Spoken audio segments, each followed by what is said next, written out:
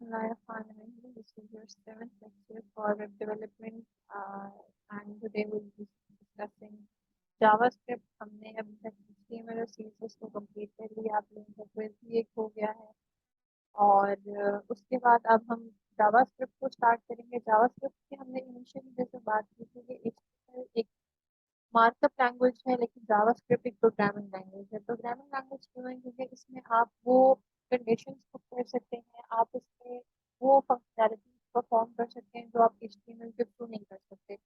अगर आप HTML में 2+2 लिखेंगे तो आपको स्क्रीन के ऊपर 2+2 ही लिखा हुआ नजर आएगा, लेकिन अगर आप जावास्क्रिप्ट में 2+2 लिखेंगे तो स्क्रीन पे आपको 4 नजर आता है। ये आप कह लेंगे बेसिक सा डिफरेंस है। यहाँ एक ऐसी मैंने आपको एग्जांपल दी जिससे आप इन दोनों का जो बुनियादी फर्क है वो समझ सकते हैं। ठीक है, तो जावास्क्रिप्ट में हमारे पास सबसे पहले हम देख लेते हैं कि what is JavaScript. JavaScript is the programming language for web. ठीक है, जैसे मैंने पहले बताया कि ये एक प्रोग्रामिंग लैंग्वेज है आपकी वेब के लिए।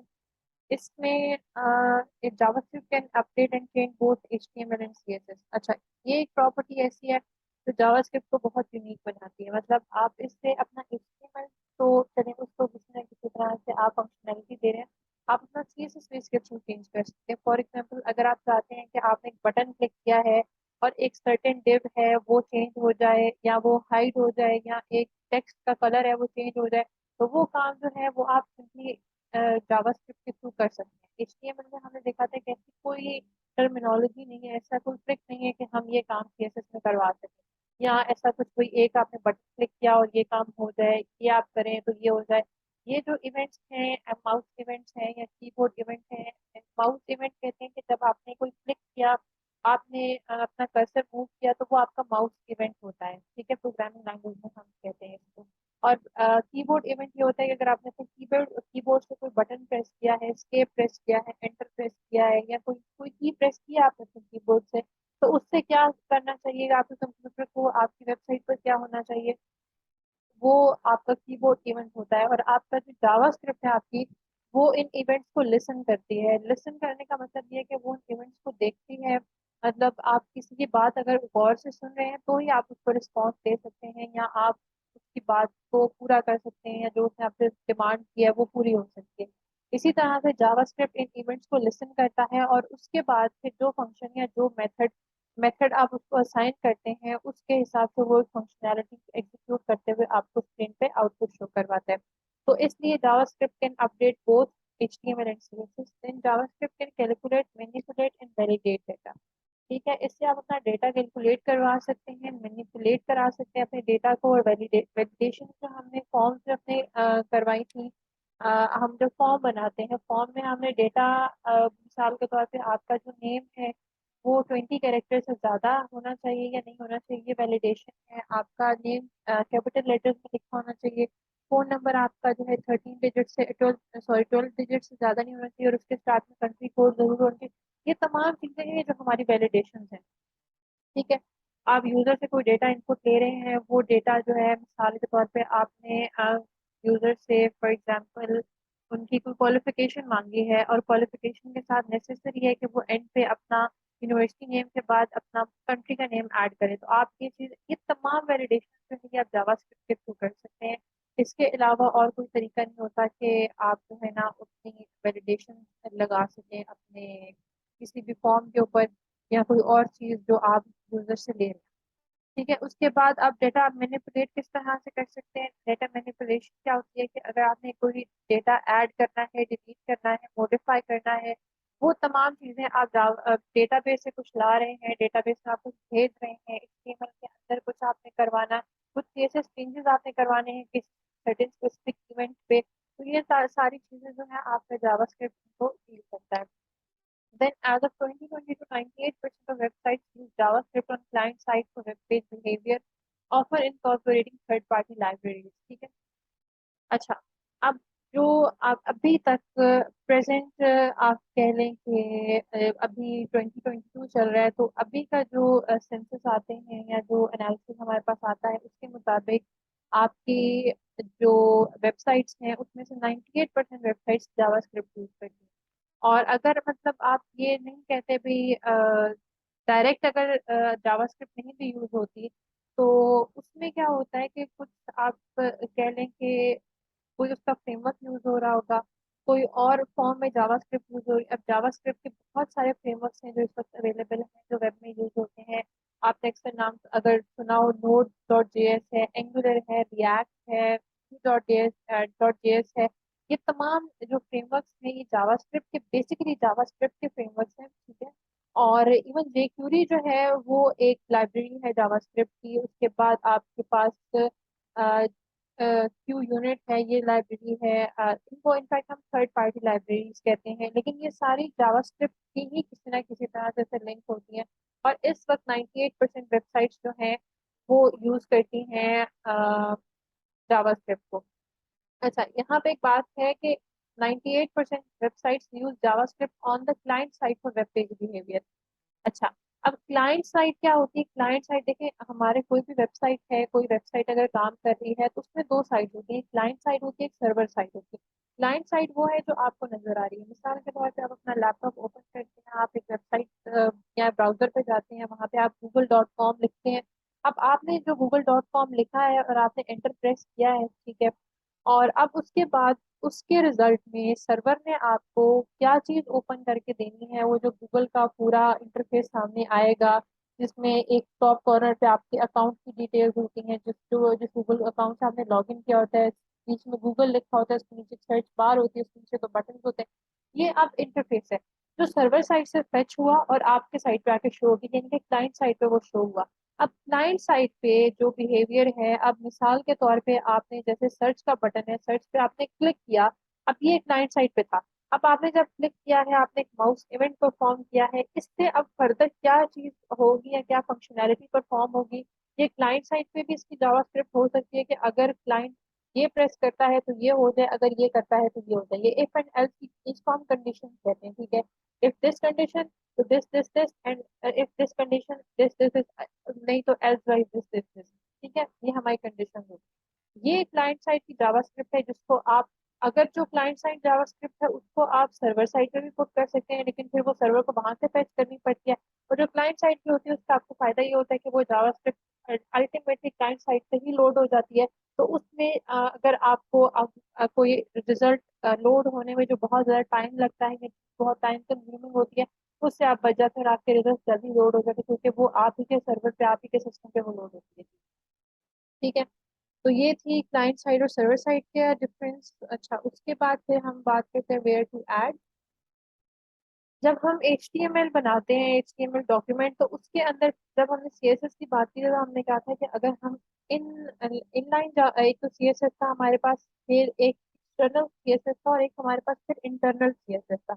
इनलाइन CSS उसी लाइन में ऐड होता है जिस लाइन में आपने HTML टैग ऐड किया होता है। एक्सटर्नल CSS एक एक्सटर्नल फाइल होती है, और इनलाइन इंटरनल CSS जो होता है वो इंटरनल CSS उसी HTML की फाइल के अंदर हेड सेक्शन में आप स्टाइल का टैग यूज करके वहां पे ऐड कर देते हैं। इसी तरह से जब आप अपने HTML डॉक्यूमेंट के अंदर आपने जावास्क्रिप्ट को प्लेस करना होता है तो उसके लिए आप स्क्रिप्ट का टैग यूज करते हैं, ठीक है। ये देखें, ये जो स्क्रिप्ट का टैग है ये मतलब यहाँ से स्टार्ट हो गया, यहाँ पे एंड हो गया, इसके बीच में आपने अपनी जो जावास्क्रिप्ट तमाम जो कमांड्स आप पुट करना चाहते हैं वो आप इस टैग के अंदर पुट करते हैं, ठीक है।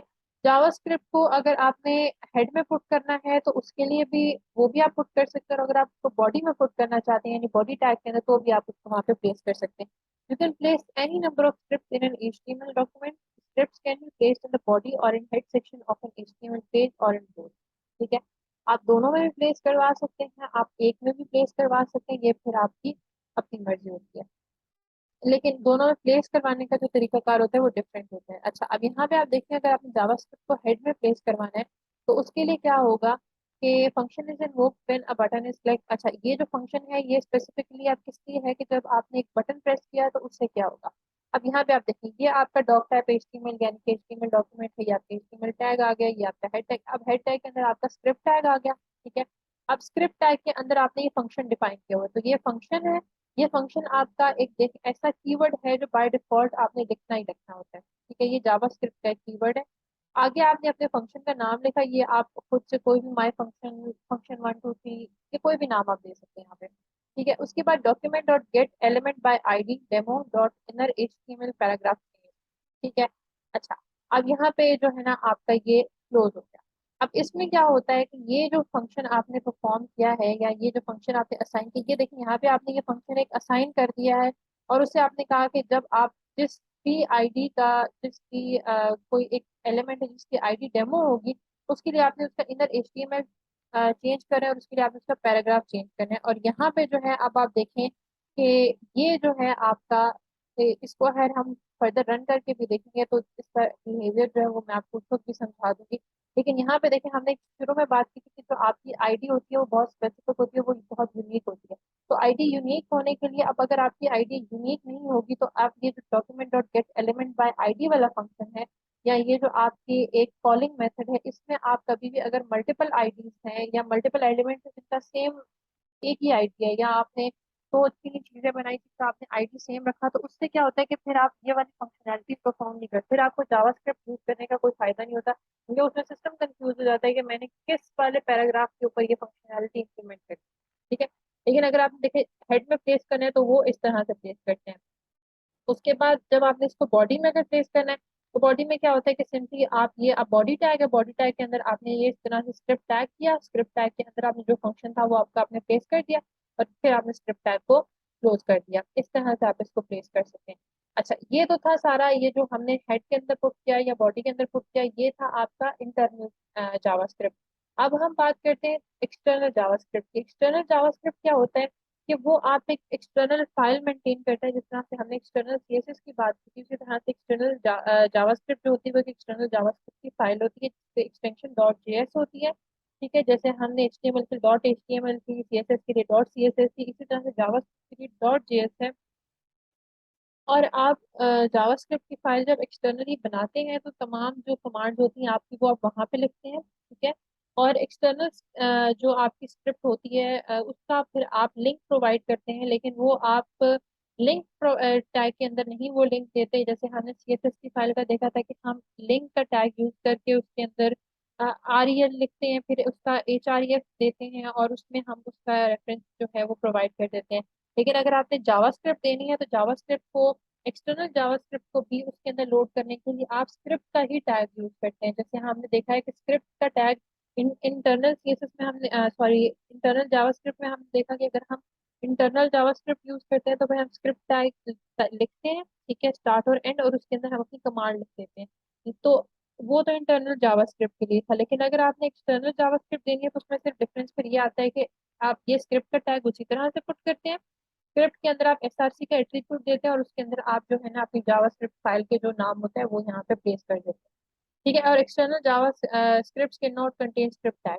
अच्छा, जो आप अपनी एक्सटर्नल स्क्रिप्ट बनाते हैं यानी एक्सटर्नल जावा स्क्रिप्ट जो आप बना रहे होते हैं उसके अंदर आपने जैसे हमने पीछे देखा था इंटरनल में कि आप पहले जावा स्क्रिप्ट का टैग देते हैं फिर उसके अंदर आप फंक्शन लिखते हैं। लेकिन जो एक्सटर्नल जावा स्क्रिप्ट होती है उसके लिए आपको स्क्रिप्ट का टैग नहीं यूज करना पड़ता। मतलब ये नहीं होता कि आप पहले जावा स्क्रिप्ट सॉरी स्क्रिप्ट का टैग लिखें उसके अंदर फिर आप फंक्शन लिखें या आप अपने मेथड लिखें।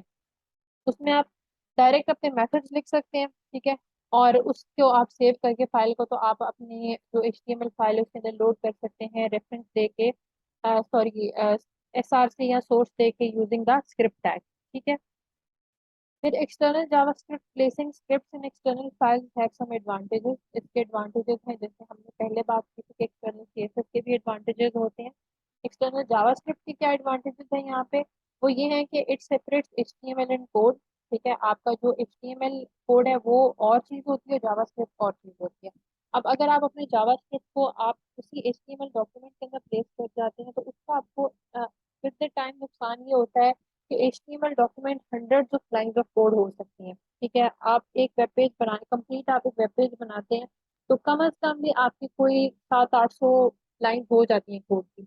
उसके अंदर जब आपने अपना जावास्क्रिप्ट भी प्लेस करना है, ठीक है, और अब आपने वो बना लिया, अब एक टाइम आए कि आपने उसको चेंज करना है, तो उसमें पूरे में से क्योंकि टैग्स ही तो होते हैं तो उन टैग्स में से आपके लिए स्क्रिप्ट टैग ढूंढना और उसको फिर चेंज करना वो एक खासी मुश्किल चीज हो जाती है।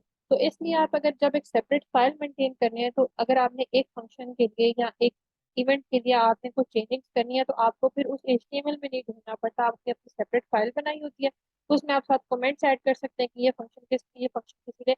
एट मैक्स पूरी वेबसाइट के लिए आपके पास यानी 20-25 फंक्शन होंगे, 50 फंक्शन होंगे, लेकिन जब आपने उसके साथ कमेंट्स ऐड किए होते हैं, आपने वहां पे स्पेसेस दी होती हैं, तो उसमें मेंटेन करना ज्यादा आसान होता है, उसको अपडेट करना, उसमें से कुछ डिलीट करना वो ज्यादा आसान होता है as compare to an HTML document या इंटरनल जावास्क्रिप्ट।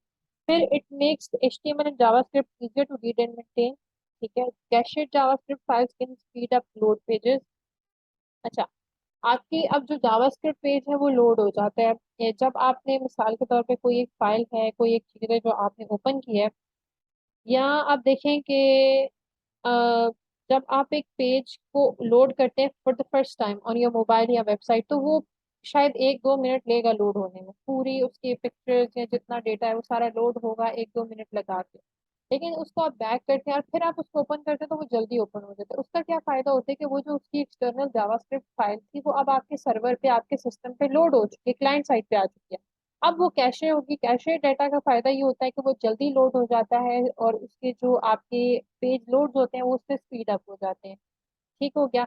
और एक्सटर्नल जावास्क्रिप्ट का आपको ये फायदा होता है कि आप उसको रीयूज कर सकते हैं। जाहिर है, अब आपने मिसाल के तौर पे एक वेबसाइट बनाई है, तो उसके लिए अगर आप एक जावास्क्रिप्ट फाइल बना लेते हैं, या आपने एक जावास्क्रिप्ट फाइल बनाई है और उसमें जो फंक्शन है वो आपने 3 अलग अलग पेजेस में यूज करना है, तो जरूरी नहीं कि आप वो एक फंक्शन तीनों पेजेस में अलग अलग पुट करें। आप एक जावास्क्रिप्ट फाइल बनाए, उसका आप रेफरेंस दे दें तो आप उसको रीयूज कर सकते हैं। एक फंक्शन आपका 3 जगह पे यूज हो रहा है तो आपकी कुछ लाइन्स ऑफ कोड रिड्यूस होंगे डेफिनेटली। अगर आपने वो 5 लाइनों का जो फंक्शन बनाया है वो आप हर HTML फाइल में अलग अलग लिखेंगे तो आपके ही उसमें जो है ना कोड लंबा होता जा रहा है। तो इसलिए हम अपनी रीयूजेबिलिटी को इन्हांस करने की कोशिश करते हैं जितना ज्यादा हो सकता है, और लाइन ऑफ कोड जो है उनको कम करने की कोशिश करते हैं। तो इसलिए एक्सटर्नल CSS, एक्सटर्नल जावास्क्रिप्ट ये ज्यादा अच्छा और अप्रिशिएटेड ऑप्शन है और ये ज्यादा प्रोफेशनल लगता है। उसके बाद एक्सटर्नल CSS को हम किस तरह से रखते हैं कि इन external CSS script can sorry external references CSS sorry JavaScript external script can be reference in 3 different ways. अच्छा, आपने अगर उसको रेफर करना है तो आपने 3 तरीकों से करना है। तीनों तरीकों में आप देखें जो सबसे कॉमन बात है वो ये है कि करना आपने हमेशा उसको स्क्रिप्ट टैग के अंदर है और सोर्स के थ्रू करना है। इसमें आपने HREF यूज नहीं करना होता। बार बार मैं बता रही हूँ, जो जावास्क्रिप्ट है उसको रेफर करने के लिए आप HREF यूज नहीं करते, आप हमेशा SRC या सोर्स यूज करते हैं और स्क्रिप्ट का टैग यूज करते हैं विद अ फुल URL। ठीक है, जो कोई वेबसाइट एड्रेस था, मिसाल के तौर पे जावास्क्रिप्ट की कोई जो वेबसाइट है, जावास्क्रिप्ट की भी कुछ वेबसाइट्स होती हैं, ठीक है, वहां पे आप जाएं और उसकी जो वेबसाइट है आप उसके वहां से अगर उसको लोड करना चाहते हैं, जो जावास्क्रिप्ट की अपनी वेबसाइट है, जावास्क्रिप्ट की वेबसाइट है वैसे javascript.com, वहां से आप कोई लाइब्रेरी लेना चाहते हैं, वहां से आप कोई रिसोर्स लेना चाहते हैं, तो आप वो लोड कर लें। तो आप उसके लिए फिर क्या करेंगे, कंप्लीट ये यहाँ पे जैसे ये URL है, ये कंप्लीट आप वेब एड्रेस देंगे। उसके बाद क्या है कि आप एक फाइल का पाथ दे देंगे। वो फाइल का पाथ किस तरह से होगा कि वो पाथ आपने जैसे हमने देखा था ना कि इमेजेस के लिए मैंने आपसे कहा था, आप एक फाइल इमेजेस का फोल्डर बनाएंगे, उसके अंदर अपने इमेजेस पुट करेंगे, तो फिर SRC में आप उसको लोकेशन देंगे इमेजेस, और उसके अंदर फिर आपने जो इमेज होगा वो आप रेफर करते हैं, उस तरह से आप SRC दे सकते हैं। कंप्लीट रेफरेंस इसको हम कहते हैं, या कंप्लीट फाइल पाथ इसको हम कहते हैं। फिर उसके बाद हमारे पास जो SRC होता है वो क्या होता है कि आप उसको बगैर किसी रेफरेंस के, यानी इस ये तब होता है कि जब जहाँ पे आपने अपने HTML पेजेस प्लेस किए हैं या HTML के डॉक्यूमेंट्स रखे हैं, जहाँ पे आपने अपने CSS डॉक्यूमेंट्स रखे हैं, वहीं पे आप अपना जावास्क्रिप्ट का डॉक्यूमेंट रखें और उस जावास्क्रिप्ट डॉक्यूमेंट को सिंपल आप यहाँ पे SRC के अंदर उसका नाम दे दें। तो ये आप इस तरह से भी उसको रेफर कर सकते हैं अपने HTML डॉक्यूमेंट के अंदर। ये तीनों तरीके वैलिड हैं, तीनों तरीके ठीक हैं। जिस कौन सा मर्जी आप यूज कर लें। अगर आपने किसी फोल्डर के अंदर उसको प्लेस किया हुआ है तो फिर आप ये वाला तरीका यूज करेंगे। अगर आपने उसको किसी फोल्डर में प्लेस नहीं किया HTML फाइल्स के साथ है, तो आप ये तरीका यूज करेंगे। अगर आप वेब से उसको रेफर कर रहे हैं, वहां से रेफरेंस दे रहे हैं, तो आप ये यूज करेंगे। कंप्लीट जो वेबसाइट का URL है या वेब एड्रेस है आप वो देंगे। ये तीनों एक्सटर्नल जावास्क्रिप्ट के मेथड्स हैं। Then JavaScript functions and events. JavaScript function is block of JavaScript code that can be executed when called for। और अच्छा, अब जो JavaScript का फंक्शन होता है ना, फंक्शन ये एक ब्लॉक ऑफ कोड है, ठीक है, जिसमें 2-3-4-5 लाइनें या जितनी आपकी जरूरत है, जो फंक्शनैलिटी आपने देनी है उसके हिसाब से उसकी लाइन जो होती है कोड की, और इसको आप ब्लॉक ऑफ कोड कहते हैं, जावास्क्रिप्ट कोड होता है। और ये तब एग्जीक्यूट होता है जब इसको बुलाया जाता है या जब इसकी जरूरत पड़ती है। ठीक है। अब मिसाल के तौर पे आपने एक बटन है आपकी वेबसाइट पे आपने बनाया है। ठीक है। और वो बटन आपने, या मिसाल के तौर पे आप कह लें कि वो आपका एग्जिट बटन है। एग्जिट बटन आपने बना दिया, वेबसाइट लोड हुई, जब तक आप उस पे वेबसाइट को सर्च करें, ऊपर जा रहे हैं नीचे जा रहे हैं, कुछ नहीं हो रहा। लेकिन आपने क्या फंक्शनैलिटी दी हुई है कि जब इस बटन के ऊपर क्लिक किया जाए तो वेबसाइट क्लोज हो जाए। ठीक है, एग्जिट बटन की ये फंक्शनैलिटी होती है।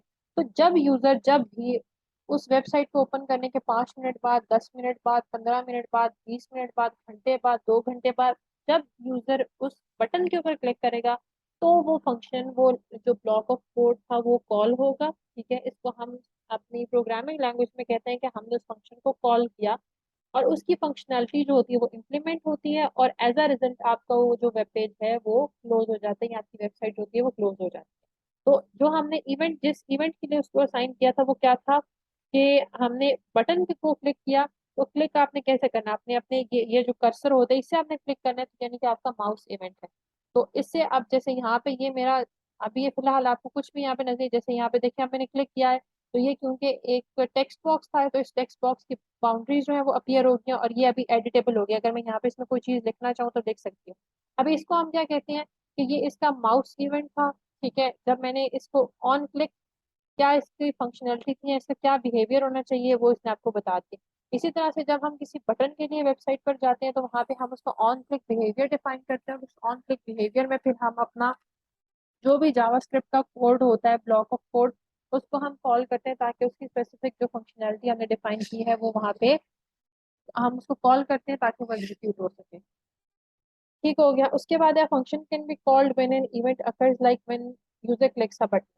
जाहिर है जब कोई इवेंट होगा तो ही वो फंक्शन कॉल होता है, उसके बगैर ना वो फंक्शन कॉल होता है और ना ही जो है ना वो एग्जीक्यूट होता है। ठीक है, इसमें जैसे मैंने आपको बताया कि जब तक घंटा दो भी अगर यूजर वेबसाइट के ऊपर रहता है और वो उस बटन को क्लिक नहीं करता तो उसका फंक्शन कभी एग्जीक्यूट नहीं होता। फंक्शन तब ही एग्जीक्यूट होगा जब उसके साथ जो अफिलिएटेड इवेंट है वो अकर होगा। और इसमें मिसाल के तौर पे एक अफिलिएट इवेंट क्या है कि आप बटन पे क्लिक करें, तो बटन पे क्लिक करने से अगर वो फंक्शन एग्जीक्यूट होना लिखा है आपने, या वो उसका इवेंट आपने ऑन क्लिक लिखा है, तो फिर जब आप बटन पे क्लिक करेंगे तो वो फंक्शनैलिटी जो है वो एग्जीक्यूट हो जाएगी। ठीक है। तो उसके बाद है आपके पास JavaScript program. A computer program is a list of instructions to be executed by a computer in a programming language. These programming instructions are called statements. अच्छा, कंप्यूटर प्रोग्राम में आप जो इंस्ट्रक्शंस देते हैं वो एग्जीक्यूट होती हैं, कंप्यूटर उनको एग्जीक्यूट करता है। और प्रोग्रामिंग लैंग्वेज में आप क्या करते हैं कि हम उन प्रोग्रामिंग इंस्ट्रक्शंस को क्या कहते हैं, स्टेटमेंट्स। ठीक है, यानी आपने एक स्टेटमेंट दी, अब वो स्टेटमेंट कंप्यूटर ने एग्जीक्यूट करनी है। जो भी कोई आपका कंप्यूटर है जिस पे आपने वो स्टेटमेंट्स दी हुई हैं, और वो जो है स्टेटमेंट्स आप देते हैं अपनी प्रोग्रामिंग लैंग्वेज में, जब आप एक, वो ब्लॉक ऑफ कोड हमने जो कहा है वो जब आप लिख रहे होते हैं तो उसके अंदर आप वो स्टेटमेंट्स देते हैं। और JavaScript is a list of programming statements. ठीक है, जावास्क्रिप्ट के अंदर अगर आप प्रोग्रामिंग स्टेटमेंट्स नहीं देते तो फिर तो जावास्क्रिप्ट का कोई मकसद ही नहीं है। ठीक है। और जावास्क्रिप्ट के अंदर जो हम प्रोग्रामिंग स्टेटमेंट्स देते हैं वो प्रोग्रामिंग स्टेटमेंट्स हम किस लिए देते हैं, टू चेंज, सॉरी हमने क्या बात की थी, to calculate, manipulate and validate और डेटा, जो हमारे HTML और CSS का डेटा था। अगर हमने अपने HTML डेटा के साथ कुछ करना है तो वो हम कर सकते हैं जावास्क्रिप्ट के थ्रू। अगर हम स्टाइलिंग को कुछ चेंज करना है तो वो हम कर सकते हैं जावास्क्रिप्ट के थ्रू। अब जावास्क्रिप्ट की स्टेटमेंट्स क्या होती हैं, JavaScript statements are composed of values, operators, expressions, keywords and comments. ठीक है, आपकी जो जावास्क्रिप्ट स्टेटमेंट्स होती हैं इसमें क्या कुछ होता है, आपके पास वैल्यूज होती हैं, जो भी कोई आपके नंबर्स हैं या कुछ डेटा है, कैरेक्टर्स हैं, स्ट्रिंग है, नाम है किसी का, वो सब कुछ वैल्यूज में आता है। ऑपरेटर्स हैं आपके प्लस, माइनस, मल्टीप्लाई, डिवाइड, और उसके बाद आपका एक परसेंटेज ऑपरेटर होता है। ये सारे ऑपरेटर्स हैं। फिर एक्सप्रेशन है आपके, इसमें आपने equal to, less than, greater than, ये तमाम चीजें आपकी एक्सप्रेशन में आ जाती हैं। फिर आपकी कीवर्ड्स होते हैं, कीवर्ड्स हम यूज करते हैं जैसे हम अपने वेरिएबल्स को कोई वैल्यू असाइन कर दे, कोई एट्रीब्यूट्स अगर हम देते हैं, फिर आप अपने कमेंट्स ऐड करते हैं। तो कमेंट्स हम जैसे HTML और CSS में बात की थी, कमेंट्स कभी भी आपके एग्जीक्यूट नहीं होते। कमेंट हमेशा जिस भी लैंग्वेज में आप ऐड करेंगे, कोई मार्कअप लैंग्वेज है, प्रोग्रामिंग लैंग्वेज है, वो कभी सिस्टम एग्जीक्यूट नहीं करता। वो हमेशा आप अपने फायदे के लिए लिखते हैं, आप लेटर उस कोड की यूजेबिलिटी के लिए लिखते हैं। अगर दोबारा मिसाल के तौर पे आज आपने कोड लिखा है, उसमें आपने कमेंट्स ऐड नहीं किया, तो कल को अगर कोई और बंदा उसको मेंटेन करने बैठेगा तो फिर उसको समझना बहुत मुश्किल होगा कि डेवलपर ने ये लाइन ऑफ कोड क्यों लिखी थी। तो अगर आप कमेंट्स ऐड करते हैं तो उस कोड की जो रीयूजेबिलिटी है या उसकी मेंटेनेंस है वो बहुत आसान हो जाती है। अच्छा, उसके बाद this statement tell the browser to write hello Dolly inside an HTML element with ID demo. अच्छा, document dot get element by ID, ये तो जावास्क्रिप्ट का एक इटसेल्फ आप कह लें कि कॉलिंग मेथड है। उसके अंदर अब आपने आईडी पुट कर, आईडी क्या थी उस एलिमेंट की, उसका नाम था डेमो, ठीक है, और डॉट इनर एचटीएमएल, और आपने उसका इनर एचटीएमएल चेंज करके तो उसकी जगह पे आपने क्या लिखना है, हेलो डॉली। ठीक हो गया। अच्छा, अब मिसाल के तौर पे अगर आपने इस एट्रीब्यूट जिस भी किसी चीज का जो है कलर आपने चेंज करना है, तो वो आप डॉट स्टाइल डॉट कलर करके तो आप आगे उसको कलर असाइन कर देंगे तो उसका कलर चेंज हो जाएगा। तो यानी कि ये एचटीएमएल चेंज हो रहा है, जो एग्जांपल मैंने आपको दिया उससे आप उस चीज का सीएसएस चेंज कर सकते हैं। देन जावास्क्रिप्ट वैल्यूज है आपके पास। JavaScript syntax defines two types of values. आपके पास फिक्स्ड वैल्यूज होती हैं और वेरिएबल वैल्यूज होती हैं। फिक्स्ड वैल्यूज जो होती हैं आपकी वो लिटरल्स होते हैं आपके पास, और जो आपके पास होते हैं वेरिएबल वैल्यूज उसको आप वेरिएबल्स कहते हैं। ठीक है, जावास्क्रिप्ट में लिटरल्स आपकी क्या है, the two most important syntax use for fixed values are numbers are written with और विदाउट डेसिमल्स। ठीक है, अगर आपने अपने नंबर को डेसिमल्स के साथ लिखा है या उसके बगैर लिखा है तो ये जो है ना आपके लिटरल जिसको आप कहते हैं। Strings are text written within double और single quotes.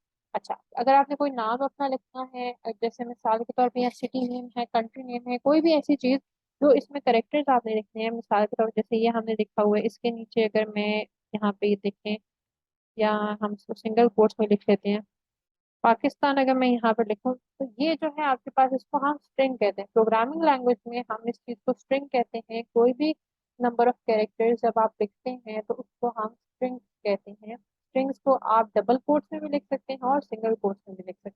Then you have JavaScript variables. JavaScript variables आपके पास क्या होते हैं कि ना, programming language variables are used to store data value. अच्छा, अब आपने क्या किया कि मिसाल के तौर पे आप हर बंदे का अपना अपना एक नाम होता है, ठीक है, लेकिन जब आप किसी यूनिवर्सिटी में हैं या आप क्लासरूम का पार्ट है तो आपको रोल नंबर असाइन हो जाते हैं, और आपका नो मैटर आपका क्या नाम है, या आपका नाम एन से शुरू होता है या पी से शुरू होता है, वो उस अल्फाबेटिक ऑर्डर में आपका नाम बहुत बाद में जाकर आएगा। लेकिन अगर आपका रोल नंबर 1 है, 2 है, तो वो आप पहले या दूसरे रोल नंबर पे जो हिसाब किताब होगा आप उस हिसाब से बैठते हैं। तो ये जो रोल नंबर है आपके, इसको आप कह लें कि ये वो वेरिएबल्स हैं जो आपको असाइन किए गए हैं, और आपका नाम जो है, या आप यूँ कह सकते हैं कि आपका नाम है जो इन वेरिएबल्स को असाइन किया गया है। तो इसी तरह से वेरिएबल्स की एग्जांपल हम ये कह सकते हैं कि जो ये हमारे पास काइंड ऑफ अल्फाबेट्स होते हैं, ठीक है, ABCD अप टू जेड। ठीक है, ये जेड तक हम इसमें कोई वैल्यू असाइन कर सकते हैं, जो भी कोई नंबर है, कोई डेसिमल है, कोई कैरेक्टर है, वो अगर हम देना चाह रहे हैं तो वो हम इन नंबर्स को, इन वेरिएबल्स को असाइन कर देते हैं जो आपके अल्फाबेट्स हैं। और उसके बाद इन अल्फाबेट को हम फिर यूज किस तरह से कर सकते हैं कि जैसे मिसाल के तौर पे आपने यहाँ पे लेट एक्स लिखा है और एक्स को आपने वैल्यू दे दी है 6। अब आपने आगे मिसाल के तौर पे एक 6 का टेबल आपने लिखना है, तो बजाय इसके कि आप बार बार 6 लिखें, आप हमेशा क्या करेंगे, x into 1, x into 2, x into 3। तो वो जब x की वैल्यू उसने बाय डिफॉल्ट 6 स्टोर कर ली हुई है, तो जहाँ पे भी अब x लिखा जाएगा जावास्क्रिप्ट के अंदर, वो उसको हमेशा 6 के तौर पे ही एग्जीक्यूट करेगा। और अगर आप 6 एक एक दफा आप एक्स देते हैं उसको आप वैल्यू दे देते हैं 6, दूसरी दफा आप एक्स देते हैं उसको वैल्यू दे देते हैं 5, तो फिर वो उसको ओवरराइड कर जाता है, और फिर जो दूसरी वैल्यू होती है वो उसको डिक्लेयर करता है, फर्स्ट वैल्यू को वो इग्नोर कर देता है, क्योंकि उसमें सिस्टम पे खुद क्योंकि कंफ्यूज हो रहा होता है, तो फिर ओवरराइड आ जाता है और जो दूसरी वैल्यू होती है वो ऑटोमेटिकली उसको कंसिडर कर देता है। ठीक है, उसके बाद आपके पास जावास्क्रिप्ट ऑपरेटर्स हैं। ऑपरेटर्स में आप देख लेंगे जैसे ये जावास्क्रिप्ट में अरिथमेटिक ऑपरेटर्स होते हैं, जिसमें मैंने आपको पहले बताया, ये प्लस माइनस है। अच्छा, मल्टीप्लिकेशन जो होती है प्रोग्रामिंग लैंग्वेज में हम वो स्टैक से शुरू करते हैं। इसमें वो जो एक्स वाली मल्टीप्लिकेशन होती है, जो हम नॉर्मली अपने हाथों से एक्स लिखते हैं, वो मल्टीप्लाई का साइन यहाँ पे नहीं होता, हम यहाँ पे स्टैरिक का साइन यूज करते हैं, और फिर ये आपके पास डिविजन का साइन आ जाता है। और इसमें जो है असाइनमेंट ऑपरेटर आपका ये होता है, जैसे आपने मिसाल के तौर पे एक्स को एक वैल्यू असाइन करनी है, तो वो आप असाइनमेंट ऑपरेटर, इसमें हम इसको इक्वल टू नहीं कहते। ठीक है, प्रोग्रामिंग लैंग्वेज में आप इसको इक्वल टू नहीं कहते, इसको आप असाइनमेंट ऑपरेटर कहते हैं। ठीक है, और इससे आप वैल्यूज असाइन करते हैं अपने वेरिएबल। अच्छा, उसके बाद है आपके पास जावास्क्रिप्ट एक्सप्रेशन है। Expression is a combination of values, variables and operators. ठीक है, और इसमें जो है आप एक्सप्रेशन क्या कह सकते हैं इसको। अब मिसाल के तौर पे आप यहाँ पे 10 × 5 है, ये 10 अब आपका क्या है, ये आपकी वैल्यू है, ये आपके पास बीच में आपका ऑपरेटर है, और ये आपकी वैल्यू है। और अब आप इसको, मैं आपको एक और बात बताती हूँ यहाँ पे। एक्स इज सॉरी, चलिए z इज इक्वल टू कर लें। z इज इक्वल टू 10 × 5, तो ये आपका एक एक्सप्रेशन आ गया। ठीक है, यहाँ पे अब आपके पास ये असाइनमेंट ऑपरेटर है, ये आपका एक वेरिएबल आ गया है, या फिर वैल्यूज है, बीच में इसका एक और ऑपरेटर है। और ये एट द एंड क्या करेगा, जब आप z का आंसर निकालेंगे तो आपको ये एंड पे 50 शो करवाएगा। ये 10 या मल्टीप्लाई बाय 5 आपको नहीं दिखाता। और यही जावास्क्रिप्ट की फंक्शनैलिटी होती है। फिर जावास्क्रिप्ट के आपके पास कीवर्ड्स हैं। Keywords are used to identify actions to be performed. The let keyword tells the browser to create variables.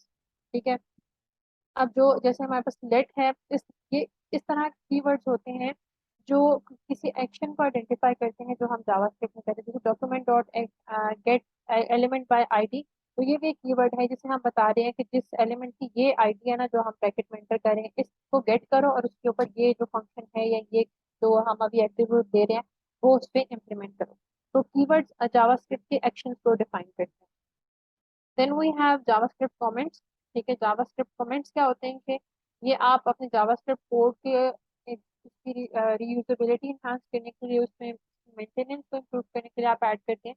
ये सिंगल लाइन कोड कमेंट्स भी हो सकते हैं, मल्टीपल लाइन कमेंट्स। तो सिंगल लाइन कमेंट आप कैसे ऐड करते हैं, अगर ये सिंगल लाइन होता है कि एक ही लाइन में अगर आपने कमेंट ऐड करना है, तो उसके लिए आप जो है ना फॉरवर्ड स्लैश ये 2 दफा डालते हैं। ठीक है, और अगर आपने मल्टी लाइन कमेंट यानी आपने एक पूरा पैराग्राफ लिखना है कमेंट्स का, तो उसके लिए फिर आप क्या करते हैं कि फॉरवर्ड स्लैश स्टैरिक, और स्टार्ट आप इससे करते हैं, और फिर आप स्टैरिक और फॉरवर्ड स्लैश ये आप दो पुट करते हैं।